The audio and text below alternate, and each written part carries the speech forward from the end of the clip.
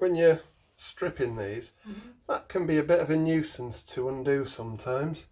So I find leave the springs in, get yourself a impact driver,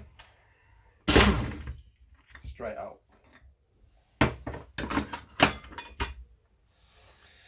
Took off the dust covers. I'm going to strip them down, take the seals out, put new seals in, give them a clean. Job's a good one.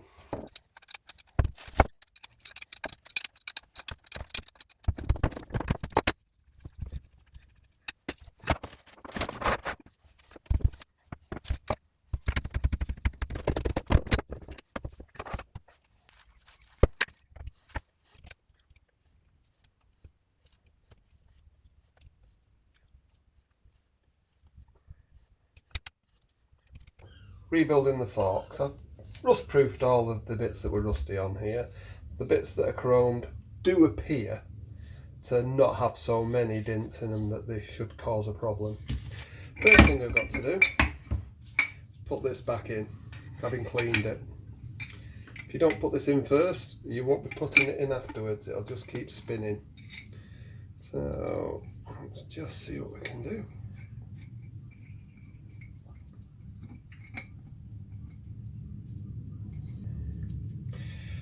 The copper washers that are on here, I have annealed, heated them up to cherry red and then quenched them.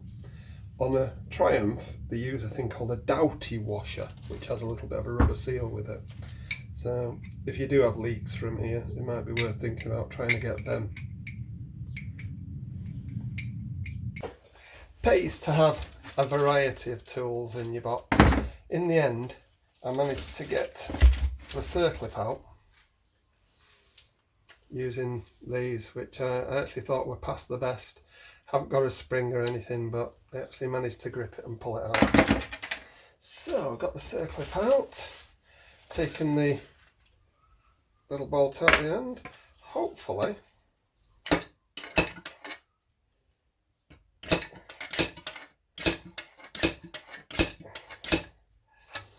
yeah.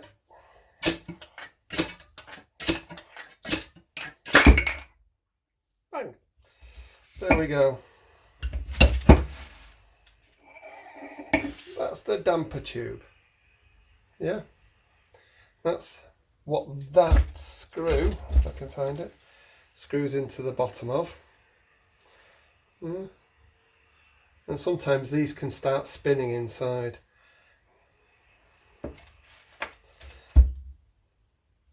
This doesn't look too bad at all, actually. New seals on and I think they'll be ready to go. Next thing to do, take off the old seals. I left these on so that I could see which way round they went. You always have to think about it. The wisdom is the closed end is away from where the oil will be. However, with these, two open ends. However, looking at them and the way the seal works, I'd suggest that that end is the closed end for these. This is definitely the open end. So let's whip that off. Let's make sure we've got some lubrication.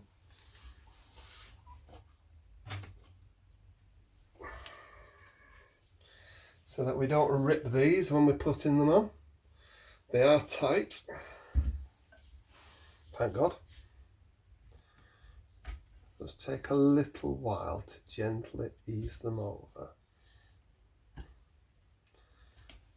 Don't get too stressy with it, especially if your hands are covered in oil. Took a bit to get that started.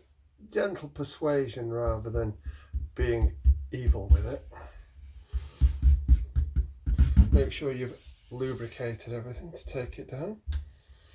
Alright. Yeah, that looks like it's going to be okay. Next thing is, let's wipe some of this oil off my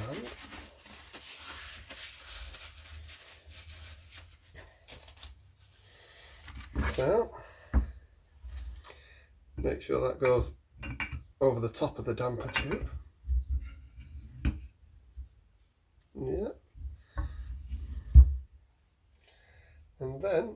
going to get the old seal, which as you can see is considerably slacker.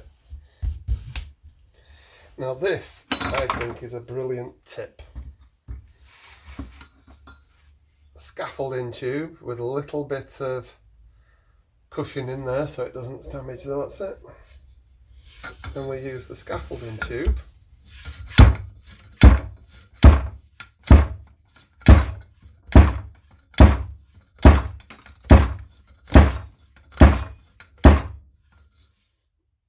watching me don't smash the light. And I've now got that so I can see the groove all the way around. It's nicely seated.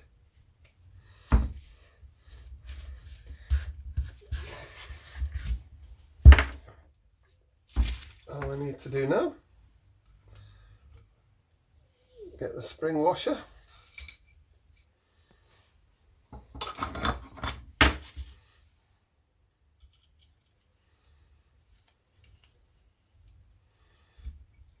And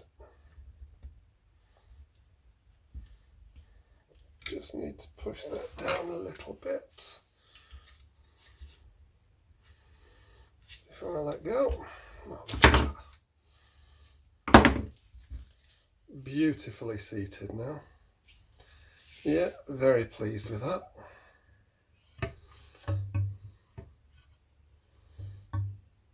Bet they leak. Well, I've got the fork seals in, I've cleaned off the insides, I've de-rusted, pretty much ready to put these back together. There's a lot more I could do. I mean, if I was going for a complete nut and bolt restoration, I'd put new stanchions on, I'd polish the sliders. At the moment, I'm basically going for a running bike with all the mechanicals working as well as they can. I'm planning to use some either 1040 or 2050 oil in the forks. Nice thick oil, I'm a biggish guy, yeah. I've been told that using multigrade oil is quite a good thing with these, doesn't cause a problem. Apparently the weight works at the lowest of it, so if it's a 1040 it'll be at 10, or if it's a 2050.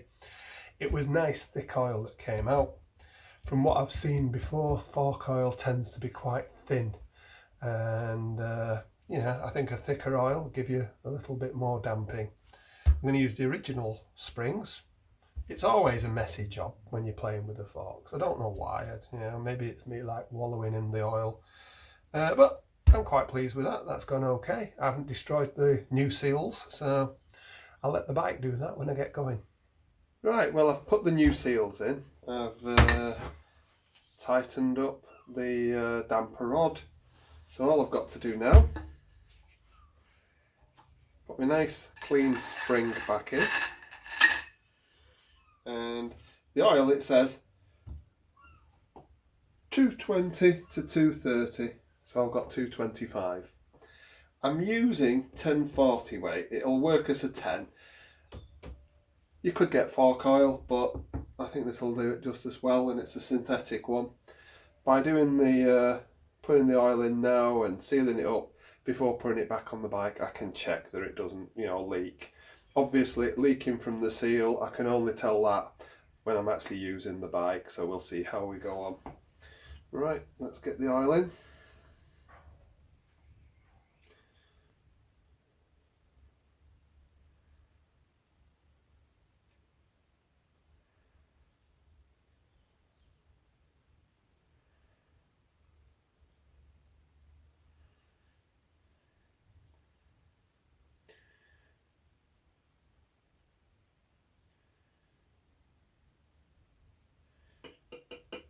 That'll do.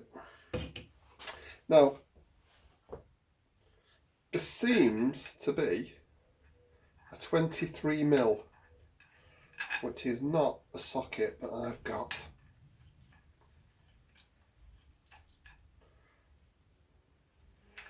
So I'm going to end up using my adjustable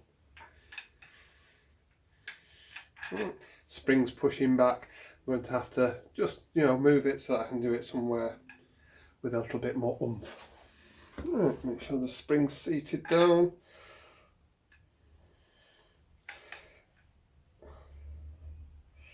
I think we've caught.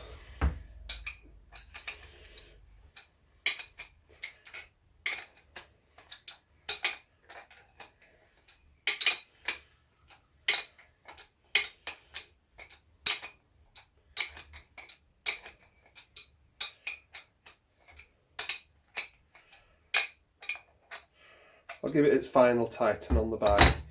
Yeah, there's no point in wrestling with a tube, especially an oily tube. Well, that's both the legs together now, ready to be put to one side while I do the rest of the front end.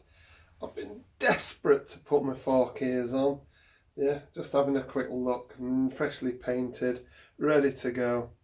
So hopefully I'll get the rest of the front end done soon. But that's the fork legs done for now.